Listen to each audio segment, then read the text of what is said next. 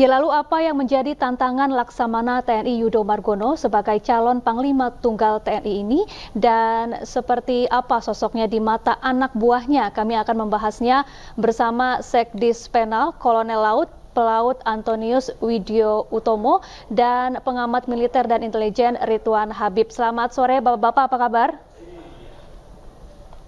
Selamat sore. Kabar baik Mbak. Syafa. Baik, kami ingin bertanya ke Pak Anton terlebih dahulu. Pak Anton, hari ini Pak Yudo menjalani fit and proper test. Tadi para prajurit AL juga sudah nonton bareng nih Pak. Kami ingin mengulik lebih dalam terkait sosok Pak Yudo di mata para prajurit atau anak buahnya. Seperti apa Pak Anton? Baik, terima kasih Mbak. Seperti tadi yang disampaikan bahwa kita menyaksikan bersama jalannya rangkaian kegiatan fit and proper test kepada calon Panglima TNI, dalam hal ini Kepala Staf TNI Angkatan Laut Laksamana TNI Yudo Margono. Mengapa kita hadir bersama? Yang pertama, kita merasa bangga dan adalah rasa syukur kami seluruh prajurit Jalasena, di mana Kepala Staf TNI Angkatan Laut Laksamana TNI Yudo Margono terpilih menjadi calon Panglima TNI. Sehingga kita hadir di sini, kita mendukung dan kita mendoakan semoga Kepala Staf TNI Angkatan Laut bisa terpilih dan memegang jabatan Panglima TNI yang ke depan. Demikian. Ya, Pak Anton, kita ingin tahu sebetulnya bagaimana persiapan Pak Yudo Margono, Kepala Staf Angkatan Laut, jelang kemudian dimulainya atau sedang berjalan saat ini. Tapi hari-harinya kan Anda bersama dengan beliau, apa persiapan beliau? Ada yang menarik tidak untuk disampaikan? Saya kira beliau sudah mempersiapkan diri untuk mengikuti rangkaian kegiatan fit and proper test calon Panglima TNI. Namun mungkin kami akan menyampaikan dari sisi kami sebagai mantan anak buah beliau saat beliau menjadi komandan kapal. Pada saat itu kami merasa bahwa kepemimpinan beliau itu betul-betul memberikan warna tersendiri bagi kita semua prajurit-prajurit di bawah kepemimpinan beliau. Kami melihat beliau memiliki kepemimpinan yang sangat tegas dan tidak lupa beliau sangat memperhatikan bagaimana prajurit-prajurit di bawah kendali tugas operasi beliau. Saya ingat sekali bagaimana saat kita melaksanakan kegiatan patroli di laut, kita harus meninggalkan keluarga kurang lebih sekitar 3-4 bulan.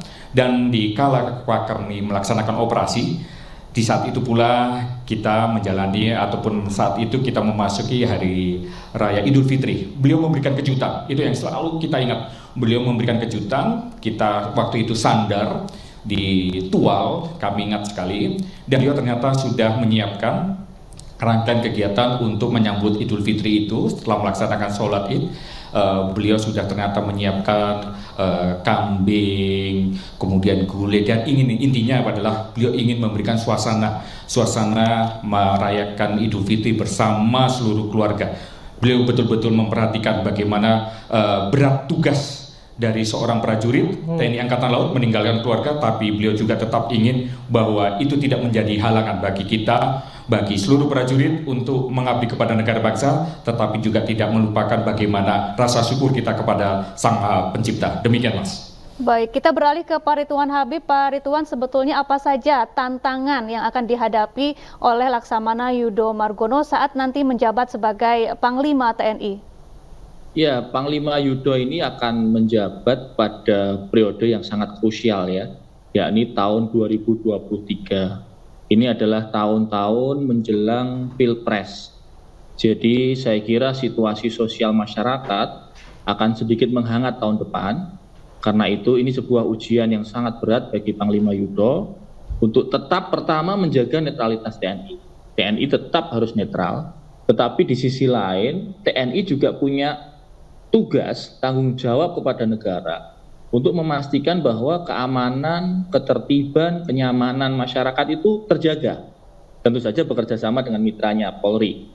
Karena ini menjelang tahun 2024, Pilpres 2024, beliau menjabat antara 1 Januari sampai Desember 2023. Saya kira ini ujian paling berat beliau nanti di situ.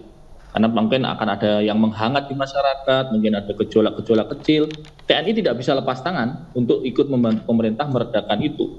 Nah, itu yang pertama, Safa. Yang kedua, sebagaimana disampaikan Bapak Presiden, tahun 2023 di dunia ini akan kemungkinan besar akan terjadi krisis ekonomi. Nah, krisis ekonomi ini juga bisa berdampak ke masyarakat Indonesia. Karena TNI ini berangkat dari rakyat, TNI ini manunggal dengan rakyat, maka TNI juga diharapkan bisa membantu problem sehari-hari masyarakat. Ini bagian dari Undang-Undang TNI juga, yakni operasi militer selain perang. Jadi saya kira nanti Panglima Yudo ini bebannya akan cukup berat menghadapi situasi tahun 2023. Akan tetapi saya yakin dengan kapabilitas beliau, insya Allah akan tertangani dengan baik. Ya, Pak Ridwan, kalau kita lihat kan ancaman yang nyata dekat-dekat dengan kita, kaitannya dengan geopolitik adalah ketegangan Laut Cina Selatan. Bagaimana Anda melihat Pak Yudo mampu menjawab tantangan tersebut? Ya, tentu saja Indonesia karena letaknya ya, kita berada dalam skala yang sangat strategis. Alur laut kepulauan Indonesia ini bisa masuk dalam jarak tempur dari armada laut baik Tiongkok maupun armada laut dari Amerika Serikat. Artinya jika dua negara adidaya ini bersitegang di laut, mau tidak mau, laut Indonesia bisa terimbas. Nah, ini saya kira juga membutuhkan strategi patroli, strategi operasi yang ekstra hati-hati. Dan saya yakin juga Panglima Yudo memahami itu. Beliau sebagaimana tadi disampaikan Kolonel Anton, pernah menjadi komandan kapal perang, sehingga memahami secara pasti dinamika patroli di laut itu seperti apa. Lalu yang kedua, jangan lupa di sebelah selatan ini AUKUS. Australia menyiapkan satu perangkat kapal selam baru yang sangat senyap, dan dia bisa masuk ke perairan kita. Nah, ini juga jadi PR nanti dari keamanan laut di sisi selatan. Jadi sisi utara ada ketegangan Cina Selatan, Laut Cina Selatan, di sisi selatan ada Australia. Ini tantangan juga buat Pak Yudo. Baik, kita kembali ke Pak Anton untuk mengetahui sosok dari Laksamana Yudo Margono. Pak Anton, kita tahu Pak Yudo ini merupakan sosok yang humanis, kemudian juga menyenangi dunia seni begitu ya. Kemudian apa yang paling melekat di benak para anak buah Laksamana Yudo Margono? Apa yang paling melekat, Pak Anton? Baik Mbak, terima kasih. Seperti yang Mbak sampaikan tadi, beliau adalah sosok pemimpin militer yang juga sangat mencintai dunia seni. Beliau sangat mengenal, beliau sangat memahami bagaimana dunia pewayangan. Beliau sangat antusias, beliau sangat ataupun selalu hadir dalam setiap suatu kegiatan pementasan pewayangan. Itu yang pertama. Yang kedua, beliau selalu meluangkan waktunya kepada anak buahnya untuk melepas penat ataupun kejenuhan saat kita berlayar dan sebagainya. Beliau selalu mengundang misalnya band, orkes yang untuk memberikan hiburan kepada anak buah, dan tentu saja beliau menjadi ikut bagian dalam rangkaian kegiatan pementasan kesenian itu.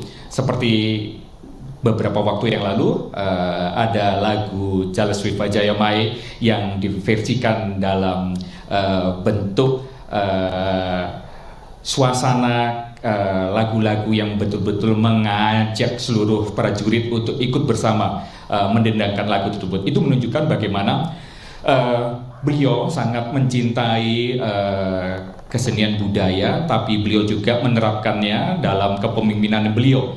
Kalau tadi Mbak sampaikan, kira-kira apa ya sesuatu hal yang menjadikan kesan bagi kita seorang prajurit Jalasena ini?